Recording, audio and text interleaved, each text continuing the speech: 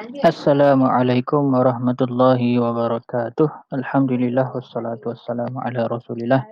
Allahumma salli wa sallim ala Rasulillah wa ala alihi wa sahbihi wa man alah.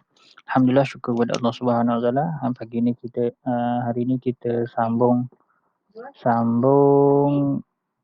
kelas kelas bahasa Arab tajuk jumlah ismiyah dengan jumlah fi'liyah. Jumlah ismiyah dengan jumlah fi'liyah. Kita masuk terus Okey. Tajuk kita al-jumlatu al-ismiyatu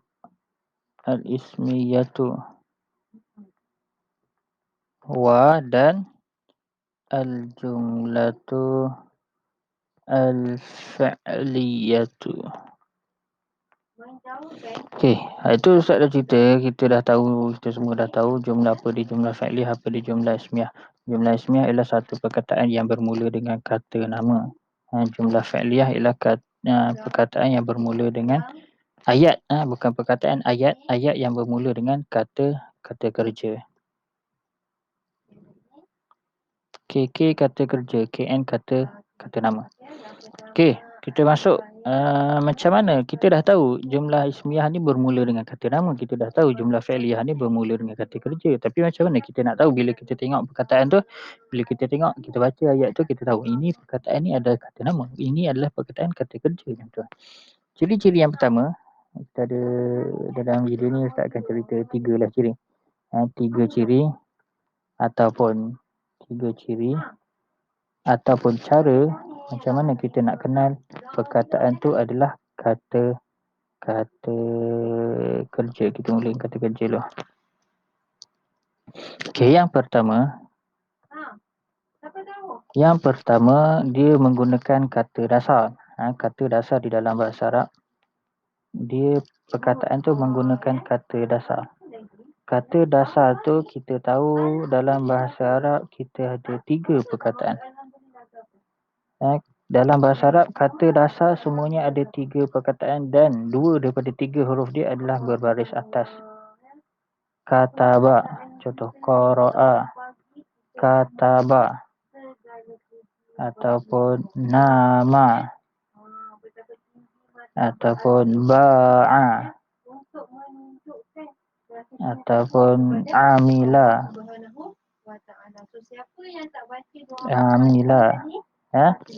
Kata dasar dia menggunakan kata dasar. Dia biasanya 3 paling untuk kamu ni 4 huruf paling banyak. Contoh 4 huruf tala'a. Tapi memang kebanyakannya memang 3 huruf berbaris atas, semuanya berbaris atas. Okey, itu ciri yang pertama. Ciri yang kedua,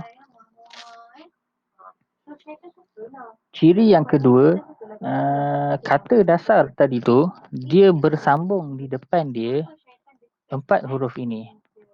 Kita ada ta maksud dia anta. Kita ada ya maksud dia huwa. Kita ada alif, hamzah di atas maksud dia ana. Kita ada nun.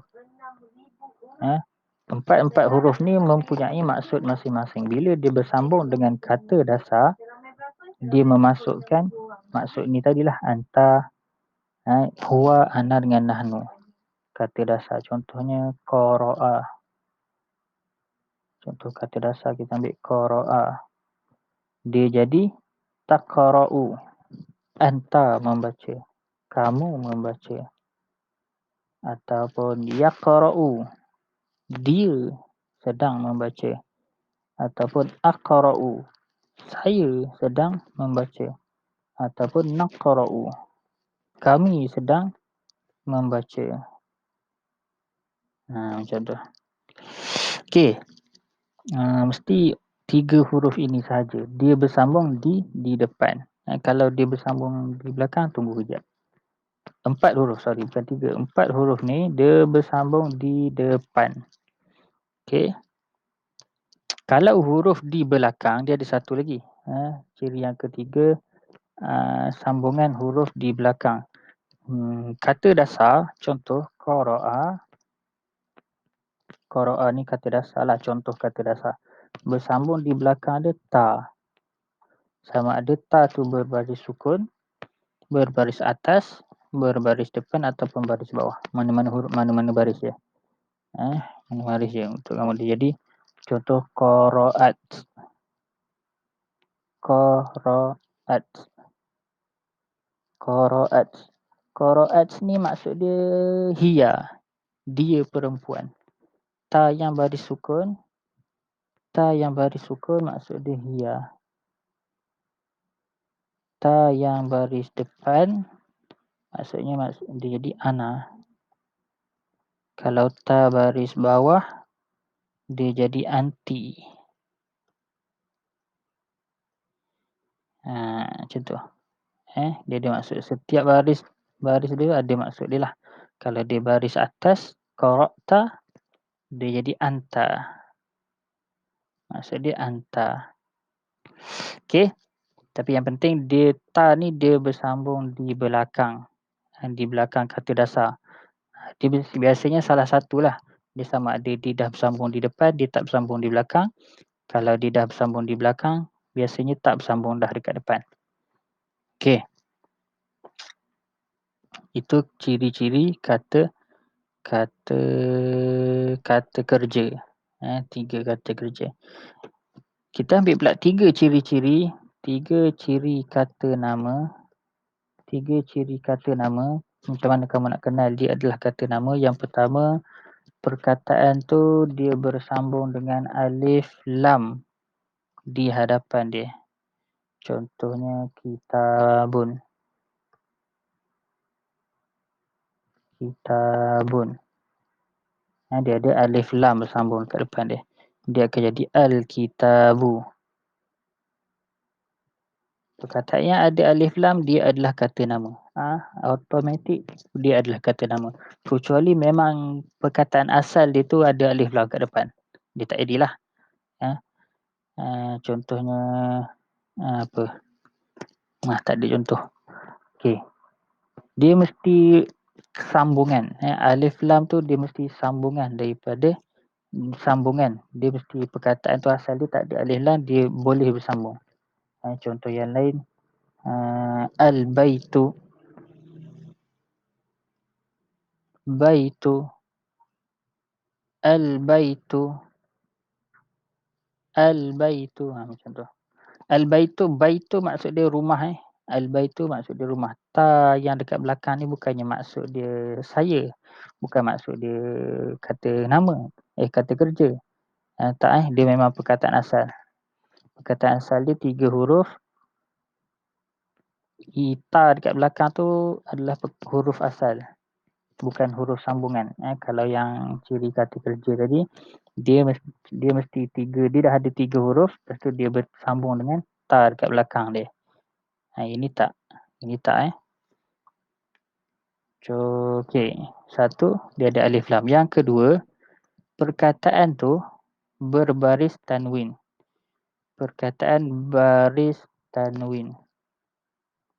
Baris sama ada 2 di atas, 2 di bawah ataupun 2 di depan.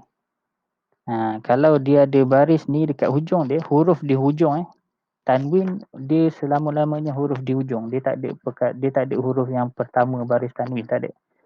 Contoh kitabun. Kitabun maksud dia buku. Kitabun. Dia baris tanwin dia mesti duduk di hujung. Mesti duduk di huruf yang terakhir. Kalau dia duduk di huruf terakhir ataupun perkataan tu ada tanwin, jadi dia adalah kata nama. Automatik dia adalah kata nama. Selama-lamanya kata nama. Sebab kata kerja dia tidak akan menggunakan baris tanwin. Ingat. Kata kerja dia tidak akan menggunakan baris tanwin dan juga tidak akan berbaris di bawah. Itu ciri-ciri dia. Jadi kalau perkataan tu ada baris tanwin, ada baris ni, kamu nampak ada baris ni, dia adalah kata nama. Confirm. Senang je nak kenal. Kalau dia tak ada baris tanwin, dia ada alif lam. Ingat Sekali lagi Ustaz ulang. Satu perkataan, contoh kitabun. kitabun. Bila dia ada tanwin, dia adalah kata menunjukkan dia adalah kata nama. Kalau dia tak ada tanwin, contoh dia tak ada tanwin, sama ada dia bersambung dengan alif lam di depan. Kalau dia tak ada alif lam, dia akan ada tanwin. Macam tu. Dia mesti salah satu. Dia tidak ada dua-dua sekali. Kalau kamu jumpa perkataan yang ada alif lam dan huruf terakhir dia ada tanwin, sama ada dia salah tulis ataupun memang perkataan tu kata nama ataupun alif lam tu perkataan asal dia. Kalau alif lam tu bukan perkataan asal, dia boleh menerima tanwin. Dia boleh ditanwinkan. Macam tu. Okey. Macam ni tadilah, macam kata kerja tadi. Sama ada dia bersambung dekat huruf dekat depan ataupun dekat belakang. Dia tak boleh dua-dua, serentak. Kalau macam ni sama ada dia ada alif lam, dia ni kata nama, sama ada dia ada alif lam dekat depan ataupun dia ada tanwin dekat belakang. Itu sahaja. Ini ciri yang kedua. Ciri yang ketiga, yang terakhir. Ini video ni 2 kali Ustaz buat. Sebab tadi buat lepas tu terdelete. Jadi itu laju sikit lah. Yang ketiga, ciri yang ketiga, dia ada ta marbutah di hujung dia. Contoh madrasatun. Okey. Madrasatun. Selain dia ada tanwin kat belakang, dia ada ta marbutah ni. Kalau lain, contoh yang lain,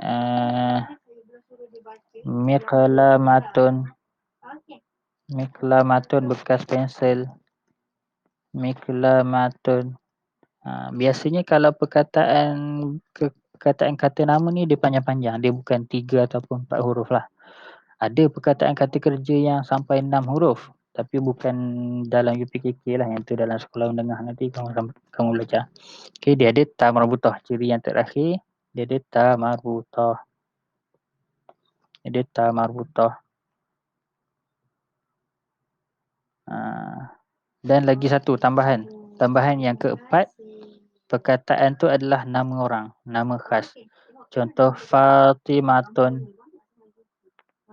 Ni memang nama orang. Ahmadun.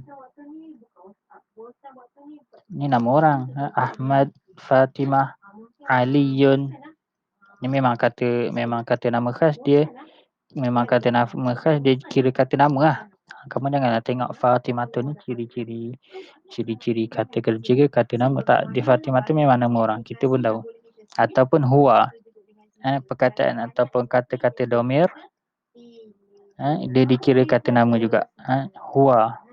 Ataupun anta. Contoh perkataan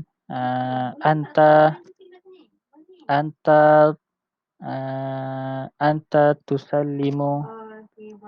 tusallimu akhika. Contoh. Kamu bersalam saudara kamu. Tusallimu ni kata kerja, bersalam. Anta dekat depan ni kata domir. Maksud dia kamu. Jadi kita dah tahulah kat sini adalah kata kerja. Jumlah yang ni ataupun contoh yang ni adalah jumlah ismiah sebab dia bermula dengan anta. Okey, macam tu. Okey. Okey, sekian. Nanti Maklim bagi tahu dalam grup buku JUC nak tengok yang mana. Okey, terima kasih semua. Assalamualaikum. Jangan lupa tulis